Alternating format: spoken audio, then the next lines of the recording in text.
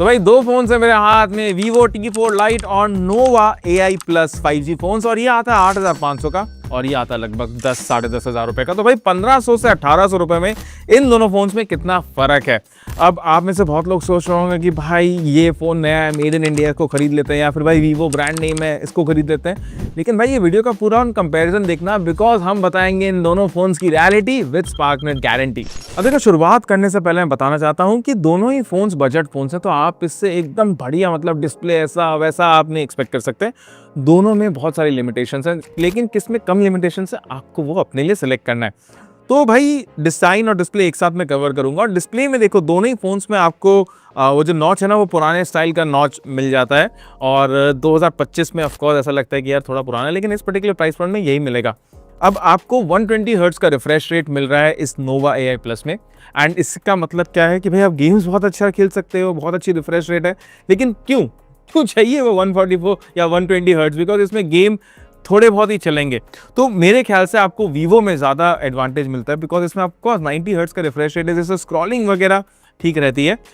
At the same time जो इसकी जो सनलाइट लेजिबिलिटी है वो AI Plus से थोड़ी सी बेटर है, 1000 निट्स के पीक ब्राइटनेस है, लेकिन फिर भी आपको बेटर मिलता है Vivo में। और Vivo में अगर आप वीडियो वगैरह देख रहे हो, स्क्रॉलिंग वगैरह, इंडोज एंड आउटडोर्स, अब देखो इंडोज में ज़्यादा फर्क नहीं पड़ेगा अगर आप ये सोच रहे हो, तो ऐसी बात नहीं है, बिकॉज आपको IPS LCD पैनल मिल रहा है Vivo में, वहीं आपको एक TFT पैनल मिल रहा है AI Plus में। सो चाहे स्पेक्स में 120 हर्ट्ज का रिफ्रेश रेट आपको AI Plus में देखने को मिलेगा, but I will still go with the Vivo one because display इसका बेटर है रियल लाइफ यूसेज में। और डिज़ाइन की बात करें तो यू बी द जज, दोनों के आपको वही plastic frame, plastic back panel मिलता है, और ऑलमोस्ट सेम वेट है। ऑफकोर्स जो IP रेटिंग है वो आपको 5.4 मिल जाएगी Vivo में, that is an added advantage अगर आप बारिश वगैरह के दिनों में, अगर वो मतलब मैं यही बोलूँगा कि भाई पॉकेट में प्लास्टिक डाल करके इन दोनों फ़ोन्स को यूज़ करना। अब भाई परफॉर्मेंस की बात कर लेते हैं, और Unisoc 8200 का आपको प्रोसेसर मिलता है AI Plus में, और वहीं आपको MediaTek Dimensity 6300 का प्रोसेसर मिल रहा है Vivo T4 में, Lite में। दोनों ही डिवाइसेस में आपको बोला जाता है कि UFS 2.2 मेमोरी मिलेगी, लेकिन हमारे टेस्ट में मुझे लगता है कि भाई इसमें eMMC टाइप ही आपको मेमोरी दी गई है, because read and write speed is not up to the mark अगर आप UFS 2.2 से देखें। एंड बेंचमार्क्स वगैरह में भी Vivo ऑफकोर्स जो MediaTek Dimensity है उसका चिपसेट दोनों ही 6 नैनोमीटर पे, लेकिन बेंचमार्क्स वगैरह में Vivo जीत रहा है। और ये हमको डे टू डे यूसेज में भी क्या, अब देखो Vivo का जो OS है ना, ये बहुत सालों से है और ये बहुत रिफाइंड OS है।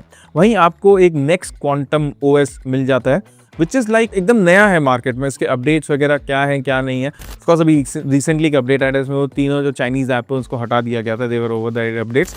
तो Vivo आई हैव सीन, मतलब इतना जो इवॉल्व हुआ है इतने सालों से, तो आपको वो OS में देखने को मिलता है।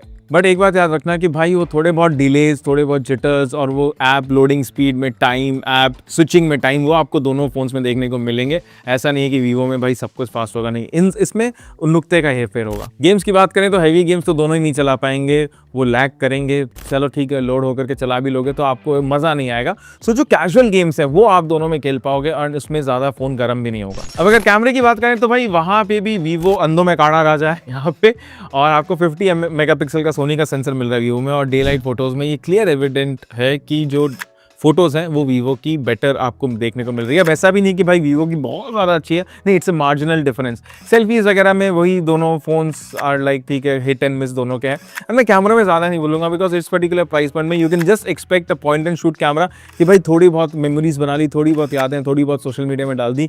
और आपको अगर अच्छा कैमरा चाहिए तो उसके लिए आपको आज के टाइम पे लगभग 18 से 20 हज़ार के ऊपर ही खर्च करना पड़ेगा। अब भाई सॉफ्टवेयर अपडेट्स की बात करें तो Vivo वालों ने कंफर्म किया है कि 2 मेजर अपडेट्स मिलेंगे, और 3 आपको जो सिक्योरिटी 3 साल के सिक्योरिटी पैच अपडेट्स मिलते रहेंगे। वहीं AI Plus ने बोला है कि 1 मेजर अपडेट एंड 2 साल के सिक्योरिटी पैच अपडेट्स। तो यहाँ पे भी Vivo is a clear winner, but अभी तक देखो ये है कि it is mention by the company, real life usage might be very different. अब भाई बैटरी की बात करें तो AI Nova Plus में आपको 5000 मिली एम्पेयर की बैटरी मिलती है, वहीं आपको 6000 मिली एम्पेयर की बैटरी मिलती है Vivo में। लेकिन यहाँ पे आपको 18 वाट का चार्जर मिल जाता है, वहीं Vivo में आपको सिर्फ 15 वाट का चार्जर मिल रहा है। थोड़ा बहुत फ़र्क है, मतलब दोनों ही फ़ोन्स अगर आप फुल चार्ज कर रहे हो तो 2.5 से 3 घंटा लगेंगे, वो 3 वाट से ज़्यादा फ़र्क पड़ेगा नहीं।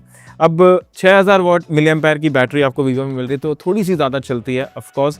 एट द सेम टाइम थोड़ा सा हेवी है, जैसे कि मैंने आपको डिज़ाइन सेक्शन में बताया।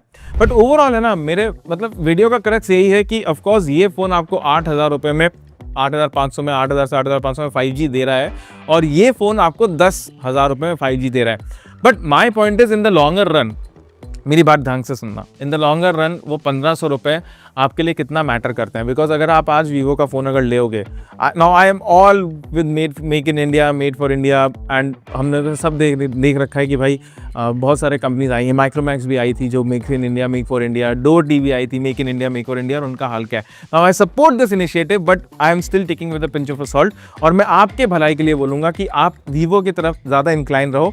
इसका एक रीज़न है, एक्चुअली 2 रीज़न है। एक तो वीवो आजकल काफ़ी सही काम कर रहा है, इसके इनके सर्विस सेंटर्स वगैरह भी है, एंड मैं बताना चाहूँगा भाई पैसे नहीं मिल रहे हैं, जैसे कि मैंने इतने ओवर द ईयर्स देख रखा है, वही बता रहा हूँ। और दूसरी बात है, आपको इस फ़ोन का रीसेल वैल्यू इससे तो कहीं ज़्यादा मिलेगा। तो ये जो 1,500 रुपये आज आप ज़्यादा दे रहे हो, वो शायद 1 साल 2 साल या 3 साल का जब आप चेंज करो फ़ोन तो आपको ज़्यादा रिटर्न वैल्यू मिलेगा। एंड यही दोस्तों मेरा कंपैरिजन है। तो बस आप मुझे कमेंट्स में ज़रूर बताना कि आप इस वीडियो के बारे में क्या सोचते हो। सब्सक्राइब ज़रूर कर लेना, बिकॉज ऐसे ऑनेस्ट ओपिनियन मैं अपने आगे वाले वीडियोज़ में देता रहूँगा।